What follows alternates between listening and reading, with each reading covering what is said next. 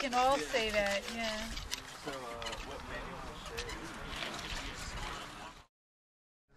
Today we're working on an old method of making fire called the Handrail Technique. It's another type of friction fire method similar to the bow drill method that folks have been learning this year and making fires with. It's a little bit more challenging, but it's easier to make in that it only has two pieces. You have a drill that you use between your hands, and then a fireboard that the drill contacts and makes friction with. And between the contact of those two, you create friction, which creates dust, and that dust heats up into a coal. It's great for dry environments because it's faster to make the kit, less pieces and parts, and you can make your fire relatively quickly in a survival situation with the hand drill. It was a preferred method by most indigenous people in North America, and it's a beautifully simple technique. It consists of a drill that's about pinky diameter of any kind of plant, tree, or shrub that grows in such a way that it has a pith in the center, which is like a styrofoam soft center, hard outer woody section. And it needs to be about 1.5 feet in length, 18 inches, and you drill it on a fireboard. That is any type of medium softwood, on the softer end though for hand drill.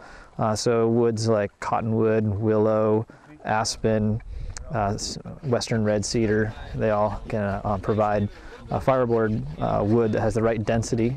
The way you select the fireboard is, one way is to know what type of woods would work well, but even if you know the type of woods, and especially if you don't know what type of wood you're seeing in the forest, there's a couple ways to tell what's going to work. First off, you want to have a dead, dry piece of wood, and it not only needs to be dead and dry, but also not on the ground, because that's where dew collects and moisture collects. So you want it to be standing dead is what we call it, which means either it's leaning up in a branch or it's already still connected to the tree, but a dead branch.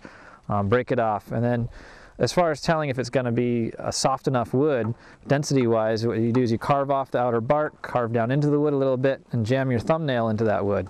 And if you press really hard and you can't make a mark with your thumbnail, then you know the wood is too dense. If you press into it and it makes a huge mark, you know it's too rotted. But if you can press with all your strength and you make just a small little mark with your thumbnail, you know it's the right density. With the hand drilling technique, you're clasping the drill between your hands, and you're moving your hands opposite each other back and forth to spin that drill. And you want to use the whole length of your fingers and your palm on both hands so that you get the maximum rotations before you have to change directions. And ideally what you want to learn to do is a technique called the floating technique, which means that you're keeping your hands at the top of the drill as you move them back and forth. And while doing so, you want to press inward and downward, creating that downward pressure for friction. And you want to use that floating technique to move at a comfortable pace to build up dust in the notch. And once you've built up that dust in the notch, then you can drill back and forth more vigorously and move your hands down the spindle, creating more speed, more downward pressure and friction to then light that dust into a coal. A couple more things about the technique that are good to know is if you're just holding your hands in front of you, you can only get the weight of your arms or the strength of your arms down on the drill. So if you can lean over your fireboard and lean over where you're drilling, you can allow your whole upper body weight to bear down onto the drill, and that creates a lot more downward pressure and friction. The other thing you can do is, rather than holding your hands very rigid, you can loosen them up a little bit. You still want a firm grip, but a loose, firm grip oftentimes gives you more friction and is less likely to cause blistering.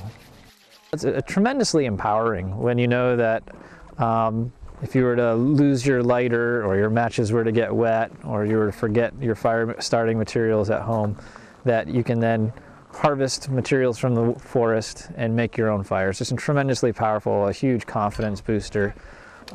It's just a big part of wilderness survival skills and knowing things that will save your life. But it also is carving wood, working with your hands, becoming more proficient at using knives, using tools, using materials you find in nature. It's kind of building that ingenuity, that resourcefulness that comes from learning survival skills.